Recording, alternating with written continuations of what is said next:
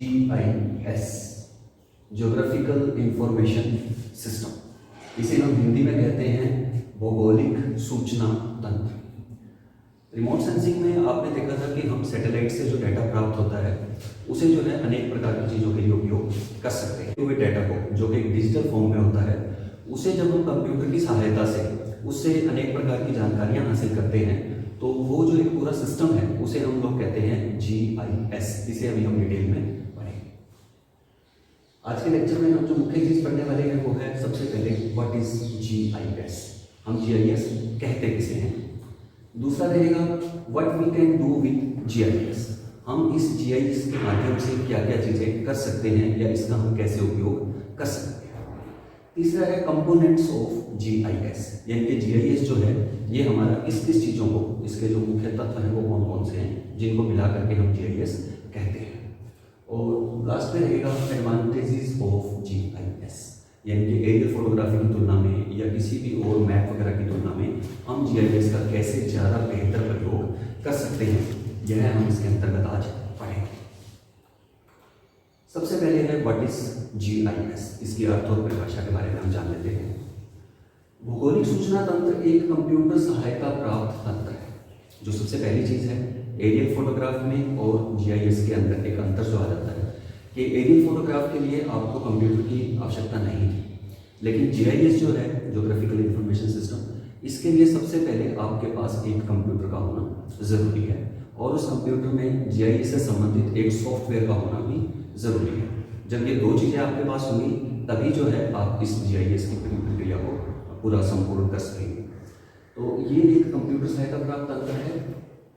ये भौगोलिक विश्व के विभिन्न पहलुओं से संबंधित आंकड़ों को एकत्र करना, यानी कि कोई भी हमारा जो जमीन से जुड़ा हुआ डाटा है, अर्थ के किसी भी हिस्से का हो सकता है, पूरी अर्थ का हो सकता है, उससे जुड़े हुए आंकड़े कोई भी जो है उनका एक तो कलेक्शन करना, दूसरा रहता है उनका स्टोरेज करना, यानी कि जो डाटा आपको मिल गया उस डाटा को फिर आप करके रखते हैं ताकि भविष्य में भी कभी जरूरत पड़े तो उस डाटा को वहाँ से आप प्राप्त कर सकें। तीसरी चीज़ होती है जब आपको डाटा मिल जाता है तो उस डाटा के आधार पर आप जो है अनेक प्रकार के विश्लेषण कर सकते हैं या उसके आधार पर आप एनालिसिस कर सकते हैं।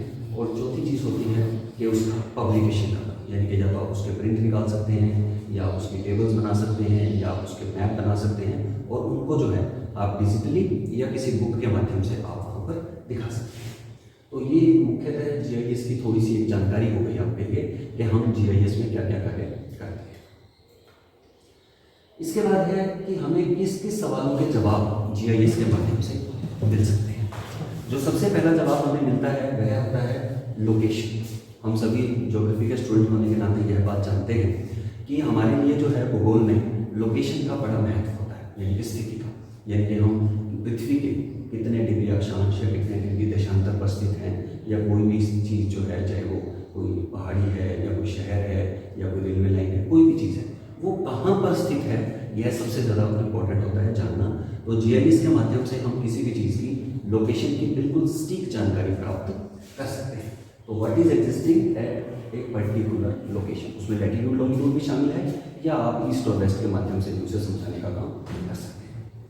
दूसरी चीज़ जो हम इसमें देखते हैं वह होती है कंडीशन, यानी कि स्थिति किसी चीज़ की।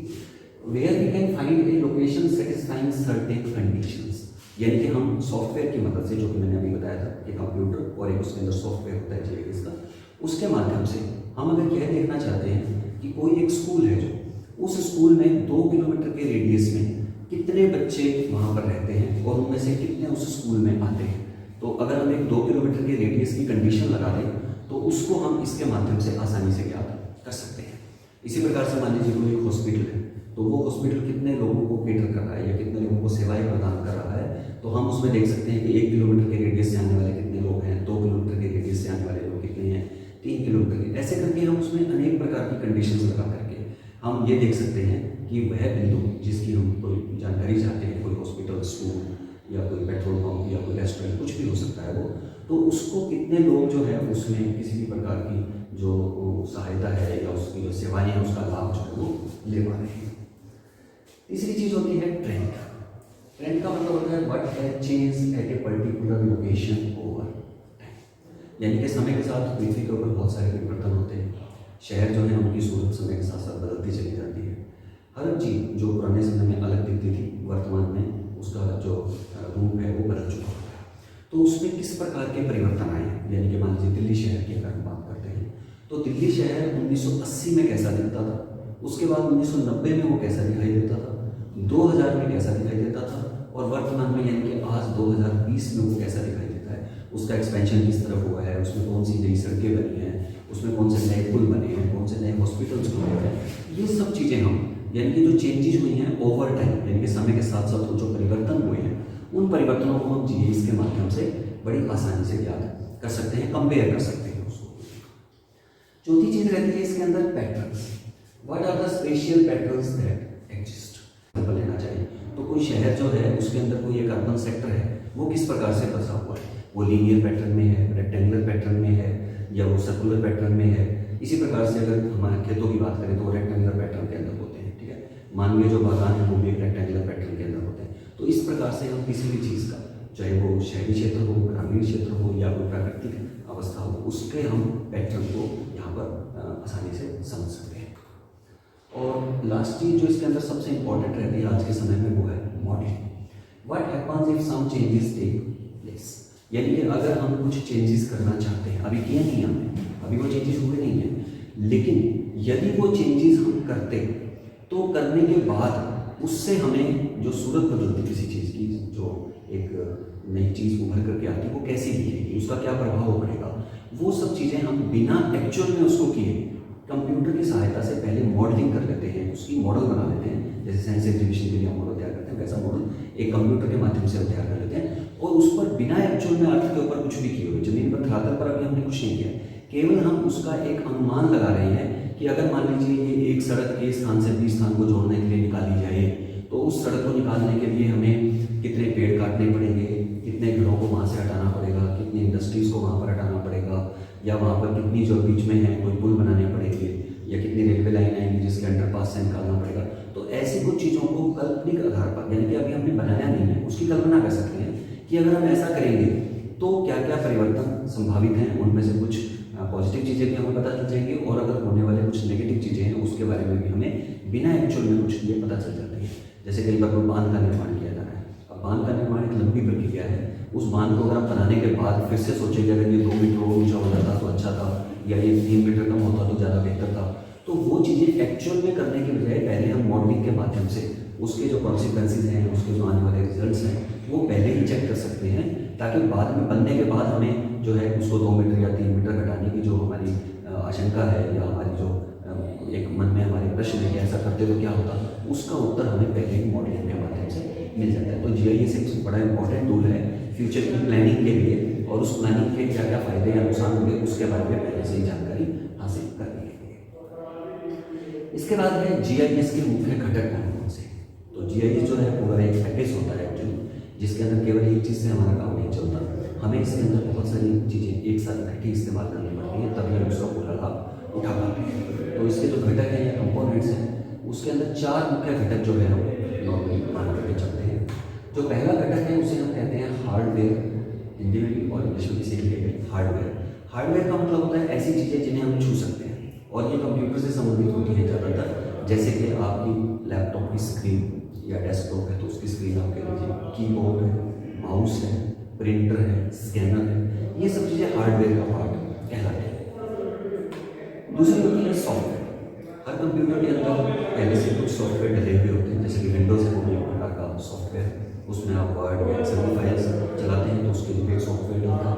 और जीआईएस अगर आप जीआईएस का अगर इस्तेमाल करना चाहते हैं तो उसके लिए भी जो है एक सॉफ्टवेयर आपको चाहिए। दुनिया भर में अनेक प्रकार के सॉफ्टवेयर जीआईएस को चलाने के लिए उपलब्ध हैं, उनमें से जो भी आपको सूट करे या जो आपको सुविधाजनक ढंग से उपलब्ध हो, उनमें से किसी एक का भी आप इस्तेमाल कर सकते हैं, तो उसे हम लोग कहते हैं सॉफ्टवेयर।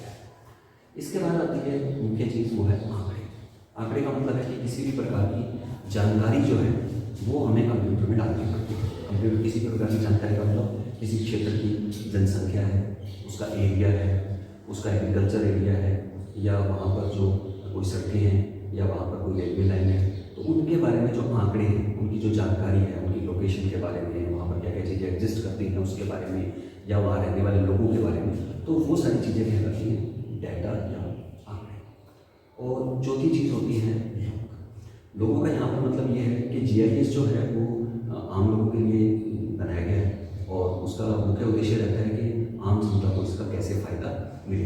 तो ये आम लोगों के लिए बनाया जाता है, लेकिन इस पर काम करने वाले लोग जो हैं वो भी यूज़र ही हैं, वो भी लोग ही हैं। तो इसको जो सॉफ्टवेयर को इस्तेमाल करते हैं, हार्डवेयर को इस्तेमाल करते हैं, इसमें जो प्रोग्रामिंग करते हैं, तो वो भी सारे के सारे लोग ही होते हैं, यानी कि यूज़र्स हम सबको कह सकते हैं। कोई कम यूज़ करता है इसके सॉफ्टवेयर को, कोई ज़्यादा यूज़ कर सकता है। डिपेंड करता है कि आप कितना टेक्निकली जो है साउंड है, जितना आप बेहतर टेक्नोलॉजी के बारे में जानते हैं, GIS के सॉफ्टवेयर और हार्डवेयर के बारे में जानते हैं, उतना ही जो है आप इसका ज़्यादा फ़ायदा उठा सकते हैं।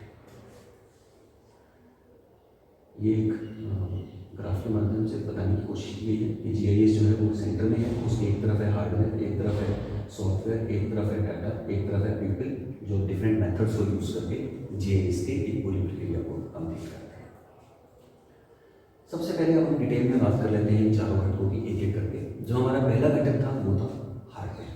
हार्डवेयर एक हम ऐसी चीज़ को कहते हैं जिसे हम छू सकते हैं, वो हार्डवेयर कहलाता है। एक कंप्यूटर के अंदर जो है हार्डवेयर और सॉफ्टवेयर दोनों चीज़ें होती हैं, तो हम पहले हार्डवेयर की बात कर लेते हैं। हार्डवेयर जो है क्या क्या काम करता है, ये मैंने पहले आपको बता ही दिया था कि हार्डवेयर के अंदर हम यूज करते हैं कंप्यूटर की स्क्रीन को, माउस को, कीबोर्ड को, प्रिंटर को, ये सब हार्डवेयर का पार्ट है। क्या क्या काम करता है हार्डवेयर? सबसे पहली चीज़ है प्रोसेसिंग करना, यानी कि किसी भी चीज़ में कंप्यूटर की स्क्रीन पर आप जो कुछ भी देखते हैं वो आपके सामने अपीयर तब होता है जब आप माउस से कुछ बटन दबा, माउस से आप लाइन उसको क्लिक करते हैं या आप कीबोर्ड से कुछ बटन को प्रेस करते हैं, तो उसके बिना वो चीज़ संभव नहीं हो सकती कीबोर्ड और माउस के बिना। तो कीबोर्ड और माउस दोनों हार्डवेयर का एक पार्ट है। इसी तरीके से आप कोई मैप स्कैन करके और कंप्यूटर में डालना चाहते हैं GIS के सॉफ्टवेयर को प्रयोग करने के लिए, तो उसके लिए आपको एक स्कैनर या प्रिंटर चाहिएगा, तो वो भी हार्डवेयर का एक पार्ट है। तो पहला काम जो होता है उसके अंदर वो है प्रोसेसिंग, यानी कि किसी भी काम को GIS में करने के लिए हमें एक हार्डवेयर की जरूरत पड़ेगी। फिर होता है स्टोरेज। स्टोरेज का मतलब है कि हम जो भी डाटा वहाँ पर डालते हैं या किसी भी प्रकार की कोई फोटो है या कोई इमेज है या सैटेलाइट से प्राप्त की गई इमेजेस हैं, उन सब चीज़ों को जब आप कंप्यूटर में स्टोर कर लेते हैं तो उसके लिए आपको एक हार्ड डिस्क की आवश्यकता पड़ती है। तो हार्ड डिस्क भी एक प्रकार का क्या है, हार्डवेयर है। वो आप अपनी ज़रूरत के अनुसार जो है कुछ MB से लेकर के और कुछ TB तक का भी आप ले सकते हैं। आजकल 2 TB तक सामान्यतः हार्ड डिस्क आसानी से उपलब्ध हो जाती है, जिसमें आप बहुत सारा डेटा आसानी से स्टोर कर सकते हैं और उसे कैरी करना भी आसान होता है, तो वो भी एक प्रकार का हार्डवेयर है। तीसरी चीज़ है डिस्प्ले। तो जैसे हमने बात की थी कि आपका लैपटॉप है तो आपकी जो स्क्रीन है वो डिस्प्ले करेगी, यानी कि आप जो कुछ भी कर रहे हैं उसका क्या रिजल्ट आ रहा है, उसकी आपने कोई मैप स्कैन किया तो उसका कैसा स्कैन होकर के आया है, आपने कोई इमेज उसमें डाली थी वो कैसी दिख रही है, आपने कुछ अक्षर टाइप किए वो कैसे कहाँ पर अपीयर हो रहे हैं, वो सब चीज़ें किसके माध्यम से संभव है, स्क्रीन के माध्यम से, डिस्प्ले के माध्यम से संभव है। और जो स्क्रीन होती है हमारी, चाहे वो डेस्कटॉप की हो चाहे वो लैपटॉप की हो, दोनों ही हार्डवेयर का एक मुख्य पार्ट रहते हैं। फिर होता है कीबोर्ड, कि आपने कोई भी डाटा मान लीजिए टाइप करके ही डालना है, आपको कीबोर्ड चाहिए, आपने कोई मैप इनपुट करके डालना है उसके अंदर, तो आप उसको स्कैन करेंगे पहले, तो उसके लिए आपको स्कैनर चाहिएगा। तो दोनों ही परिस्थितियों में चाहे आप डाटा को कीबोर्ड के थ्रू डालें, पेन ड्राइव के थ्रू डालें या आप स्कैनर के थ्रू डालें, तीनों ही परिस्थितियों में आप हार्डवेयर का इस्तेमाल करेंगे। इसके बाद है आउटपुट, कि मान लीजिए आपने कोई टेबल बना ली, तो या आपने एक मैप बना लिया, उसे आप बाहर निकाल के लोगों को दिखाना चाहते हैं, क्लासरूम में दिखाना चाहते हैं, डिस्ट्रीब्यूट करना चाहते हैं, ज़्यादा लोगों तक पहुँचाना चाहते हैं तो बुक की फॉर्म में या किसी बुकलेट की फॉर्म में, तो उसके लिए आपको क्या करना पड़ेगा, प्रिंट निकालना पड़ेगा। और वो काम किसके माध्यम से संभव है, प्रिंटर के माध्यम से। और यहाँ पर प्रिंटर क्या है, वो भी एक हार्डवेयर है। इसके अलावा होता है डाटा एंट्री। ये मैप के अलावा अगर आपको कुछ डाटा पॉपुलेशन से संबंधित है कि मेल फीमेल कितने हैं, लिटरेसी रेट कितना है, इस प्रकार का कोई डाटा जो आपके पास, अगर वो सॉफ्ट कॉपी में मिल जाता है तो आपको टाइप करने की आवश्यकता नहीं पड़ती। लेकिन अगर मान लीजिए किसी छोटे गाँव का आपने सर्वे किया है, उस जगह का डाटा आपके पास मैनुअली उपलब्ध है, तो आप उसको एक्सेल की शीट के थ्रू वहाँ पहुँचाना चाहते हैं, तो उसके लिए आपको जो है डाटा को एंटर करना पड़ेगा। वो डाटा का एंट्री करने का काम कीबोर्ड के माध्यम से रहेगा, तो वो डाटा एंट्री के काम में भी हार्डवेयर आपको हेल्प करता है। फिर है एडिटिंग, कि मान लीजिए आपसे कोई गलती हो गई, आप उसको चाहते हैं कि चेंज करना है, कोई कलर चेंज करना है, कोई डाटा में एक नंबर कलर डल गया उसको ठीक करना है, या मैप में कोई डिजिट्स कलर डल गई या लैटिट्यूड लॉन्गिट्यूड कलर लिखे गए, उन सबको आप एडिटिंग करना चाहते हैं, तो वो एडिटिंग भी कीबोर्ड और माउस के माध्यम से ही संभव होती है।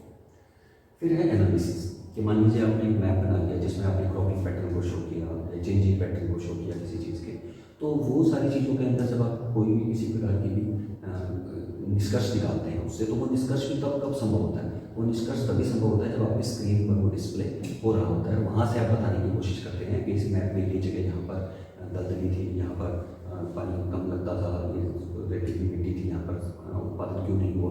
तो वो सब एक्सप्लेनेशन आप जो है स्क्रीन के माध्यम से करते हैं, वो भी एक प्रकार की आपकी हार्डवेयर का पार्ट है। फिर है ट्रांसफॉर्मेशन। आपके पास एक मैप बना हुआ है जो राह मैप है। राह का मतलब जिसके अंदर कुछ भी फिलहाल बना हुआ नहीं, केवल अपनी बाउंड्री है। उसके बाद आप उसके अंदर गेहूँ का वितरण दिखाते हैं या चावल का वितरण दिखाते हैं या किसी पर्टिकुलर सिटी या शहरों की लोकेशन दिखाते हैं। तो वो एक प्रकार से क्या है कि आपने चेंज कर दिया, ट्रांसफॉर्मेशन करते हैं उसकी। तो वो ट्रांसफॉर्मेशन जो है, या आपने कोई एक जैसे डेंसिटी ऑफ पॉपुलेशन का आपने एक मैप बनाया, तो वो भी एक ट्रांसफॉर्मेशन कहलाती है मैप की। तो वो ट्रांसफॉर्मेशन भी आप कीबोर्ड, माउस और डिस्प्ले की मदद से कर पाते हैं। फिर है चेंजेस, कि समय के साथ होने वाले चेंजेस को, या आपने पहले एक बार गेहूँ दिखा दी, फिर उसमें चावल दिखा दिया, फिर आपने उसमें मक्का दिखा दी, पहले आपने, या दूसरा एक कोई मैप है जिसके अंदर पहले आपने सारी रोड दिखा दी, फिर आपने वहाँ के रेलवे का नेटवर्क दिखा दिया, फिर उसी के अंदर जो है आपने जो है कोई और प्रकार के यातायात के साधन को दिखा दिए। तो इन सब चीज़ों को जब आप मिक्स कर देते हैं या उनमें किसी प्रकार की चेंजेस करते हैं या चेंजेस को दिखाते हैं समय के साथ होने वाले चेंजेस को, तो वो सब चीज़ें जो है चेंजेस करना भी और उन चेंजेस का एनालिसिस करना भी, वो भी हार्डवेयर के माध्यम से ही संभव होता है। दूसरी इंपॉर्टेंट चीज़ है कि केवल हार्डवेयर से हमारा काम नहीं चलता है। तो जीआईएस का जो मुख्य दूसरा घटक है वह है सॉफ्टवेयर। सॉफ्टवेयर, जैसा मैंने बताया था कि कई प्रकार के सॉफ्टवेयर मार्केट में उपलब्ध हैं, कुछ पेड हैं और कुछ फ्री हैं। तो आप सुविधा अनुसार जैसा आप इस्तेमाल करना चाहें, जैसी आपकी ज़रूरत हो, उसके अनुसार आप कोई भी सॉफ्टवेयर इस्तेमाल कर सकते हैं। लेकिन किसी एक सॉफ्टवेयर का होना बहुत ज़रूरी है। उसके बिना आप कंप्यूटर की तरह तो उसको ऑपरेट कर पाएंगे, लेकिन आप उससे किसी भी प्रकार के एनालिसिस जो हमें जीआईएस के लिए चाहिए होते हैं, ज्योग्राफिकल डिटेल के लिए चाहिए होते हैं, एनालिसिस के लिए चाहिए होते हैं, वो हम शायद नहीं कर पाएंगे। तो वो सॉफ्टवेयर जो है उसमें क्या क्या काम होता है, उसमें हालांकि हार्डवेयर और सॉफ्टवेयर दोनों एक दूसरे से बिल्कुल जुड़े हुए हैं। हम सिर्फ ये कहते हैं कि हार्डवेयर में केवल ये होगा, सिर्फ सॉफ्टवेयर में ये होगा, ऐसा आमतौर पर नहीं होता है। वो सारे काम जो अभी अभी हमने हार्डवेयर में पढ़े थे, एक्चुअल में वो संपन्न किसके द्वारा किए जाते हैं? सॉफ्टवेयर के द्वारा किए जाते हैं। एक सॉफ्टवेयर ऐसी चीज़ है जो आपके सिस्टम को चलाने में आपको मदद करती है, एनालिसिस वगैरह करने में आपको मदद करती है, लेकिन वो उसको आप छू नहीं सकते, तो वो सॉफ्टवेयर होता है। तो उस सॉफ्टवेयर और हार्डवेयर दोनों के कॉम्बिनेशन से ही किसी भी एक प्रोसेस को कंप्लीट किया जा सकता है। तो वो सारे काम जो हमने हार्डवेयर में किए थे, वो सॉफ्टवेयर की मदद से ही हम पूरा कर सकते हैं। जैसे कि डाटा एंट्री करना, एडिटिंग करना, ये सॉफ्टवेयर के माध्यम से होगा। किसी भी चीज़ों का एनालिसिस करना, तो उसके लिए अगर अंदर सॉफ्टवेयर नहीं है तो आप उन चेंजेस को नहीं एक्सप्लेन कर पाएंगे, या कोई किसी स्थान के बारे में डिटेल में जानकारी देना चाहते हैं, तो अगर वो सॉफ्टवेयर नहीं है तो आप उसके बिना उसको ज़्यादा बेहतर ढंग से एनालिसिस नहीं कर पाएंगे।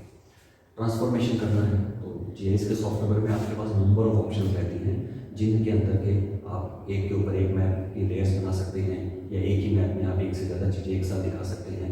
तो वो सारी चीज़ें जो है ट्रांसफॉर्मेशन करना या एडिटिंग करना, वो सॉफ्टवेयर की मदद के बिना संभव नहीं है। फिर है चेंजेस, कि आपको चेंज करके देखना चाहते हैं कि मान लीजिए ये सड़क जो बना रखी है हमने, इसको अगर 100 मीटर की बजाय 150 मीटर चौड़ा कर दिया जाए तो क्या होगा।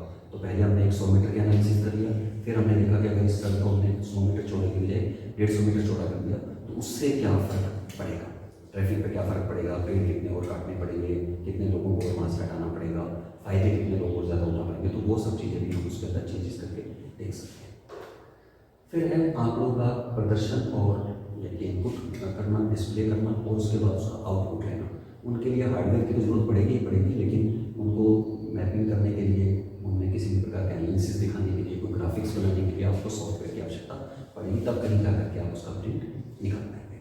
कुछ नाम मैंने यहाँ लिखे हैं जो सॉफ्टवेयर के हैं, जो इम्पोर्टेंट सॉफ्टवेयर हैं, जो अलग अलग देशों में अलग अलग लोगों के द्वारा इस्तेमाल किए जाते हैं। जैसे कि ग्रास है, क्वांटम जीआईएस है, QGIS है, ये कुछ मुख्य सॉफ्टवेयर हैं। इसके अलावा बहुत सारे अन्य सॉफ्टवेयर भी हैं जो आप पेड या फ्री वर्जन दोनों ही उनका इस्तेमाल कर सकते हैं। तीसरी चीज़ थी हमारे कंपोनेंट्स के अंदर, वो थे घटक, यानी कि आंकड़े। डाटा जो है वो एक इम्पॉर्टेंट पार्ट है। बिना डाटा के हम किसी भी जानकारी को अच्छे से एक्सप्लेन नहीं कर पाते। अब हम जब सिर्फ ये कहते हैं कि किसी जगह की जनसंख्या ज़्यादा है या किसी जगह की जनसंख्या कम है, तो उससे हम कुछ ज़्यादा एक्सप्लेन अच्छी तरह नहीं कर रहे हैं चीज़ों को, हम ज़्यादा बता नहीं पा रहे हैं कितनी ज़्यादा है या कितनी कम है। लेकिन अगर आप आंकड़ों के माध्यम से वही चीज़ बताते हैं कि ए जगह की पॉपुलेशन 1 करोड़ है और बी जगह की पॉपुलेशन जो है वो 50 लाख है, तो आपने जब उसके साथ आंकड़े प्रस्तुत करें तो आपके पास जो है वो एक बेहतर तरीके से एनालिसिस करने का मौका मिल जाता है। तो आप किसी भी एरिया का जिसका आपके पास मैप है, चाहे वो सैटेलाइट के थ्रू इमेजरी में मिला हुआ है या आपके पास कोई बेसिक मैप में जैसे उपलब्ध है, उसके ऊपर आप किसी भी प्रकार की डेंसिटी दिखाना चाहते हैं, डिस्ट्रीब्यूशन दिखाना चाहते हैं, क्रॉपिंग पैटर्न दिखाना चाहते हैं, तो उससे संबंधित डाटा भी जो है वो आपके पास होना चाहिए। तो वो जो डाटा है वो कई प्रकार का हो सकता है, उसकी डिटेल में आज आपको यहाँ नहीं करूँगा ज़्यादा, क्योंकि वो पूरा अपने आप में पूरा चैप्टर है, वो अगले एक वीडियो में हम बनाएंगे। तो डाटा का मतलब है कि किसी भी जानकारी को अंकों के माध्यम से व्यक्त करना। तो वो डाटा जो है या तो आपको कहीं ना कहीं सॉफ्टवेयर के माध्यम से मिल जाता है, जैसे कि सेंसस ऑफ इंडिया है, उसका डाटा आप चाहें तो सॉफ्ट कॉपी के फॉर्म में डायरेक्टली भी प्राप्त कर सकते हैं, या फिर आपने अगर किसी छोटे गांव का जैसे सर्वे किया है और आप खुद जाकर के वहाँ डाटा कलेक्ट करके लाए हैं, तो उस डाटा को आप एक्सेल की शीट के माध्यम से भी यहाँ एंट्री कर सकते हैं और बाद में उसको एनालिसिस के लिए इस्तेमाल कर सकते हैं। इन्हें मुख्यतः हम दो प्रकार के भागों में बांट सकते हैं, दो तरीके से पढ़ सकते हैं। एक होते हैं धरातलीय या स्थानिक आंकड़े, जिसे हम इंग्लिश में कहते हैं स्पेशियल डाटा, और दूसरे होते हैं गैर स्थानिक या लाक्षणिक या गुणन्यास आंकड़े, इंग्लिश में इसे हम कहते हैं नॉन स्पेशियल डाटा। दोनों को थोड़ा थोड़ा मैं डिटेल में बताऊंगा, लेकिन बहुत ज़्यादा डिटेल में नहीं बताऊंगा, क्योंकि इसका एक पूरा चैप्टर है जैसे मैंने बताया, वहाँ पर हम इसको एक्सप्लेन करके पढ़ेंगे, डिटेल में पढ़ेंगे। स्पेशियल डाटा जो है ये स्थिति के अनुसार होता है, यानी कि जगह के ऊपर कोई सी चीज़ कहाँ पर स्थित है, तो ये एक प्रकार का लोकेशन डाटा होता है। जैसे कि कोई एक पर्टिकुलर ए सिटी है, वो कितने डिग्री लैटीट्यूड और कितने डिग्री लॉन्गिट्यूड के ऊपर स्थित है, उसके बारे में बताना, तो वो है एक प्रकार का स्पेशियल डाटा या स्थानीय आंकड़े। किसी नदी की स्थिति दिखाना किसी मैप के ऊपर कि कहाँ से कहाँ तक वो बहती है, वो एक प्रकार का स्थानीय डाटा जो है वो कहलाएगा। इसी प्रकार से किसी क्षेत्र का एरिया बताना है, ये गाँव इतने वर्ग मीटर या इतने वर्ग किलोमीटर में फैला हुआ है, तो वो सब चीज़ें जो हैं वो कहलाती हैं स्पेशियल डाटा। मुख्यतः तीन प्रकार का हो सकता है। एक होता है बिंदु, बिंदु का मतलब है डॉट, डॉट का मतलब है कि कोई स्कूल कहाँ पर स्थित है, तो आपने एक डॉट लगा दिया मैप के ऊपर, तो उसकी लोकेशन को उसने बता दिया कि ये यहाँ पर स्थित है। इसी प्रकार से कोई एयरपोर्ट है, कोई रेलवे स्टेशन है, कोई पर्टिकुलर ब्रिज है, तो उसको एक डॉट से जब आप दिखाते हैं तो उसे हम कहते हैं बिंदु, यानी कि विशेष जगह के बारे में कुछ बताना। दूसरा होता है रेखा, रेखा का मतलब है किसी सड़क के बारे में बताना, क्योंकि सड़कें जो होती हैं वो लीनियर पैटर्न में होती है, एक लाइन की तरह होती है, तो मैप पर जब हम उसे दिखाते हैं तो एक लाइन की तरह दिखाते हैं। ऐसे ही अगर आप रेलवे लाइन दिखाना चाहते हैं, कोई नहर दिखाना चाहते हैं, तो वो एक लाइन के माध्यम से दिखाई जाती है, तो उसे हम कहते हैं रेखा। ये भी एक स्पेशल डाटा का उदाहरण है। और तीसरी चीज़ जो है वो हो सकती है क्षेत्र, कि किसी के वनों का क्षेत्र कितना है, हिमालय का क्षेत्र कितना है, ठीक है, किसी एक पर्टिकुलर शहर का क्षेत्र कितना है। जब हम पूरे एरिया के बारे में बताते हैं, यानी कि बिंदु के बारे में नहीं बल्कि थोड़े बड़े लार्जर एरिया के बारे में बताते हैं, तो वो कहलाता है क्षेत्र। तो ये तीनों जो एग्जाम्पल हैं ये हैं स्पेशियल डाटा। दूसरे जो मैंने बताया था आपको वो होता है नॉन स्पेशियल डाटा, यानी ये जगह से जुड़ा हुआ ये भी रहता है, लेकिन इसमें जो इंपॉर्टेंस दी जाती है वो जगह को नहीं बल्कि उसके अंदर जो चीज़ दिखाई गई है उसके बारे में बताई गई होती है, उसको भी ज़्यादा इंपॉर्टेंस है। जैसे कि किसी जगह की जनसंख्या के बारे में बताना, तो हम ये तो कहेंगे कि अम्बाला की जनसंख्या इतनी, लेकिन वहाँ पर इंपॉर्टेंट जो है अम्बाला के साथ साथ क्या चीज़ है, जनसंख्या ज़्यादा इंपॉर्टेंट है, और जनसंख्या जो है उसका जो आंकड़े होते हैं वो एक प्रकार के नॉन स्पेशल डाटा होते हैं। इसी प्रकार से किसी जगह की सामाजिक व्यवस्था के बारे में बताना, सामाजिक व्यवस्था का मतलब है कि वहाँ पर हिंदू कितने हैं, वहाँ पर मुस्लिम कितने हैं, वहाँ पर अन्य धर्मों के लोग कितने कितने रहते हैं, उन सब के बारे में बताना जो है वो एक प्रकार की सामाजिक व्यवस्था है या धार्मिक व्यवस्था है। तो वो आंकड़े जो हैं वो कहलाते हैं नॉन स्पेशियल डाटा, गैर स्थानीय आंकड़े। ये एक एग्जाम्पल आप देख सकते हैं जिसके अंदर ये एक जगह जो है, जैसे किसी एयरपोर्ट के बारे में बताया या किसी जगह के बारे में बताया, तो उसको हम कहते हैं पॉइंट सिंबल से, यानी कि ये एक प्रकार का स्पेशियल डाटा है। इसी प्रकार से अगर किसी रिवर के बारे में बताया तो ये एक प्रकार का लीनियर पैटर्न है, तो इसे भी हम स्पेशल डाटा में काउंट करेंगे। किसी एरिया के बारे में अगर बात करते हैं, जैसे ये एरिया है, इस एरिया के बारे में हम बात करते हैं, इस एरिया के बारे में हम बात करते हैं, तो ये भी एक प्रकार का स्पेशल डाटा कहलाता है। चौथी चीज जो थी, चौथा घटक हमारे जीआईएस का इंपॉर्टेंट है सबसे, वो है लोग या उसके यूजर या प्रयोग करने वाले व्यक्ति। इसमें तीन प्रकार के हम मुख्यतः लोगों को शामिल करते हैं। पहले होते हैं दर्शक या निष्क्रिय। दर्शक का मतलब है कि वो केवल जो हम आउटपुट निकाल करके दिखाते हैं उनको केवल उसको देखते हैं, उसके बेसिस पे एनालिसिस करते हैं, लेकिन वो जीआईएस के हार्डवेयर और सॉफ्टवेयर का इस्तेमाल नहीं करते हैं, लेकिन उससे होने वाले लाभ जो हैं वो प्राप्त वो करते रहते हैं। तो ऐसे हम दर्शकों को, ऐसे लोगों को हम लोग कहते हैं निष्क्रिय दर्शक या निष्क्रिय जो है जीआईएस में पार्टिसिपेशन पूरा होता है। तो वो दर्शक है केवल, उनकी भूमिका निष्क्रिय रहती है। दूसरे होते हैं साधारण उपभोक्ता। साधारण उपभोक्ता का मतलब है कि ये वाले, जिसमें हम शामिल करते हैं इंजीनियर्स को, प्लानर्स को, या जो आपके एडमिनिस्ट्रेटर्स हैं उनको शामिल करते हैं। तो ये लोग क्या करते हैं, ये कुछ मात्रा में जीआईएस का इस्तेमाल करते हैं, सॉफ्टवेयर के बारे में जानकारी रखते हैं, उसको कैसे यूज़ किया जाएगा उसके बारे में जानकारी रखते हैं। यानी कि ये साधारण उपभोक्ता है, यानी कि निष्क्रिय से बेहतर है लेकिन स्पेशलाइज नहीं है, लेकिन ये जानते हैं कि जीआईएस क्या है, उसका कैसे यूज़ किया जा सकता है, कहाँ कहाँ पर हम उसका फ़ायदा उठा सकते हैं और क्या क्या चीज़ें उसके थ्रू हम कर सकते हैं। तो इसके बारे में उनको जानकारी रहती है। तो ऐसे लोगों को, ऐसे यूजर्स को हम लोग कहते हैं साधारण उपभोक्ता, ये एक्टिव होते हैं। तीसरे प्रकार के जो यूजर्स हैं वो होते हैं स्पेशलाइज्ड, जिनको हम कहते हैं अत्यधिक सक्रिय, हाईली एक्टिव, हाइपर एक्टिव। वो कौन है? वो लोग वो हैं जो इस सॉफ्टवेयर के बारे में सब कुछ जानते हैं, उनका बेहतरीन प्रयोग करना जानते हैं, उसमें चेंजेस करना जानते हैं, उस सॉफ्टवेयर को डेवलपमेंट के अंदर उसमें क्या क्या प्रोग्राम्स किए जा सकते हैं, उसको पूरी तरह से फुली यूटिलाइज कर सकते हैं, या उस सॉफ्टवेयर में लोगों को जो है, जो बनाने वाले हैं उसको उनको मदद कर सकते हैं। तो वो लोग जो हैं उन्हें हम कहते हैं हाइपर एक्टिव। ये साधारण उपभोक्ता से भी बेहतर होते हैं, ज़्यादा जानकारी रखते हैं, तो उन्हें हम लोग कहते हैं AGIS के विशेषज्ञ, या वो लोग जो है स्पेशलाइज्ड पर्सन कहलाते हैं GIS के। फिर है एडवांटेज क्या है GIS के। हम GIS में ऐसा क्या विशेष करते हैं कि जो हमें इससे कुछ अलग दूसरी चीज़ों से जो नहीं मिल पाता वो इससे मिल पाए, ऐसा क्या है इसके अंदर। तो इसकी जो एडवांटेज है वो है कि आज से पहले भी हम मैपिंग करते थे, हम density of population, distribution of population या थीमेटिक एटलसिस तैयार करते थे, वो हाथ से तैयार की जाती थी। लेकिन उनके अंदर ऐसा नहीं कि कोई गलती थी, वो भी बेहतरीन होती थी, बहुत साफ़ सुथरी थी, अट्रैक्टिव होती थी, बनाने में टाइम लगता था, लेकिन उनकी कुछ समय के साथ साथ दिक्कतें आ गई। एक तो उसमें बार बार चेंजेस करना पॉसिबल नहीं था, उनको बनाने में लगने वाला समय बहुत ज़्यादा चाहिए होता था, बहुत ज़्यादा स्पेशलाइजेशन चाहिए होती थी, थोड़ी सी भी दिक्कत आते ही पूरा नक्शा खराब हो जाता था। तो वैसे कुछ चीज़ों को देखते हुए जो GIS है वो एक ज़्यादा बेहतर साधन हमारे लिए साबित हो सकता है। हमें हेल्प करते हैं किसी चीज़ में, can cope with large amount of data. एक समय में बहुत सारे आंकड़ों को एक साथ आप हैंडल कर सकते हैं, तो ये इसका सबसे बड़ा एडवांटेज है कि मैनुअली भी हम 2-3 प्रकार के आंकड़ों को इस्तेमाल करते थे, जैसे कि एक ही मैप के अंदर आपने रेलवे भी दिखा दी, रोड भी दिखा दी, वो संभव था। लेकिन इसमें GIS के माध्यम से आप उसमें अनेक प्रकार की चीज़ें, यानी कि उसी के अंदर आप न केवल रोड और रेल, बल्कि आप उसके साथ साथ वहाँ पर कोई अलग इंस्टीट्यूशन हैं, कोई एग्रीकल्चर लैंड है उसको दिखाना चाहते हैं वो दिखा सकते हैं, कोई ब्रिज दिखाना चाहें ब्रिज दिखा सकते हैं, अनेक और प्रकार की चीज़ें दिखा सकते हैं जो मैनुअल में थोड़ी थोड़ी मुश्किल होती चली जाती है, ज़्यादा जितना होता जाता है आंकड़े, प्लस वो बहुत ज़्यादा कंजेस्टेड दिखाई देती है। लेकिन जब आप कंप्यूटर के माध्यम से इन सब चीज़ों को करते हैं तो वो ज़्यादा सुविधाजनक होती है और कितने भी डेटा को आप एक साथ इस्तेमाल कर सकते हैं। Can cover large study areas. अब जब हम मैपिंग करते हैं तो हमें क्या होता है कि जितना बड़ा मैप एरिया होता जाएगा उसको डिटेल में बताना उतना ही मुश्किल होता चला जाता है। छोटे मैप आसानी से तैयार हो जाते हैं, जितने बड़े मैप होते जाते हैं उनमें जो स्पेशलाइजेशन दिखाना जो है वो थोड़ा सा मुश्किल होता चला जाता है। लेकिन कंप्यूटर के लिए ये ज़्यादा मायने नहीं रखता कि कोई मैप छोटा है या कोई मैप बड़ा है, चाहे छोटे एरिया का मैप हो चाहे बड़े एरिया का मैप हो, कंप्यूटर उसको सेम एफिशिएंसी के साथ और सेम फास्टनेस के साथ हैंडल कर सकता है। कैन कन्वीनियंटली सेलेक्ट एनी सब स्टडी एरिया, कि जैसे एक बड़ा एरिया, जैसे मान लीजिए हम कई बार क्या होता है कि वर्ड का मैप इस्तेमाल करें, लेकिन अब वर्ड के मैप के अंदर अगर हम चाहें कि एक छोटे हिसार को कहीं देख लें या किसी दिल्ली जैसे शहर को डिटेल में देख लें तो वो संभव नहीं होता, क्योंकि वर्ड का मैप जब आपने तैयार किया है तो उसे एक विशेष स्केल के ऊपर तैयार किया है जिसके अंदर छोटे छोटे शहरों को डिटेल में दिखाना संभव नहीं होता।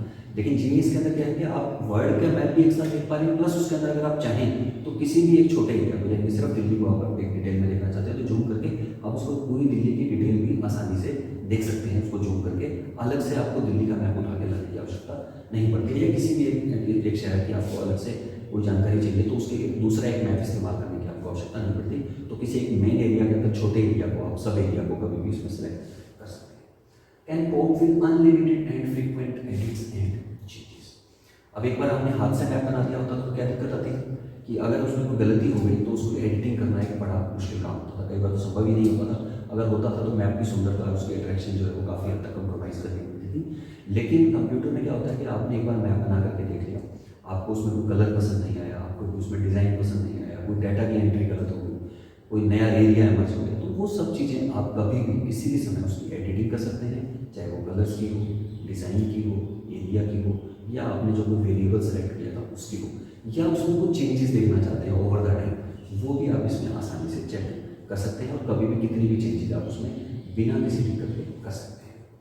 रेजिस्टेंट टू डैमेज, हाथ से बने हुए मैप या तो कागज पर बनते हैं या किसी प्लास्टिक की शीट पर बनते हैं या किसी कपड़े पर बनते हैं। तीनों ही चीज़ें जो है समय के साथ साथ उनके कलर फेड हो जाएंगे या वो बार बार मोड़ने से जो है उसमें सिमटे पड़ जाएंगी या उसको जो पानी वानी गिर गया या कहीं सीलन में रह गए तो उसके और बहुत सारी उसमें कॉम्प्लिकेशन आ सकती है, खराब हो सकता है, कैरी करना थोड़ा मुश्किल होता है। लेकिन इसमें क्या होता है कि डैमेज होने के चांसेस बहुत कम है। हालांकि ऐसा नहीं कि डाटा करप्ट नहीं हो सकता, अगर डाटा आपका करप्ट हो गया तो जो आपका कोई भी मैप थे वो भी खराब हो सकते हैं, लेकिन उसकी आप कॉपी बना करके कहीं और सेफ जगह पर 2 जगह 3 जगह 4 जगह या ज़्यादा जगह रख सकते हैं, ताकि एक कॉपी अगर खराब भी होगी तो बाकी की और कॉपी आपके पास उपलब्ध रहती है और आप उसका कभी इस्तेमाल कर सकते हैं। देखिए पूरी तरह से डैमेज होने के चांसेस इसके थोड़े से कम है और जो पानी वानी गिरने की जो बात हम कर रहे हैं उससे खराब होगा मैप, ऐसा कोई चांसेस कम से कम GIS में नहीं होता है।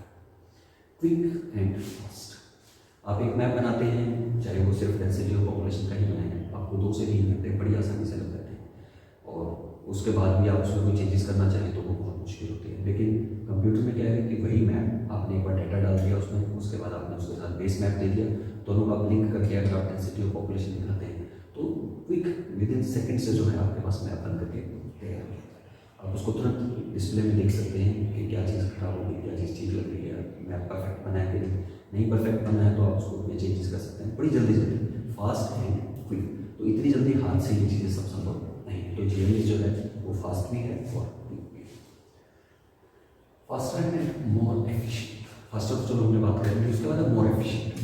मोर एफिशिएंट कैसे है कि हम गलती कर सकते हैं बनाते वक्त, क्योंकि हमारा जो माइंड है वो हाथ से जो काम कर रहा होता है तो वो उतना एक्यूरेटली काम नहीं कर सकता जितना कि कंप्यूटर कर रहा होता है।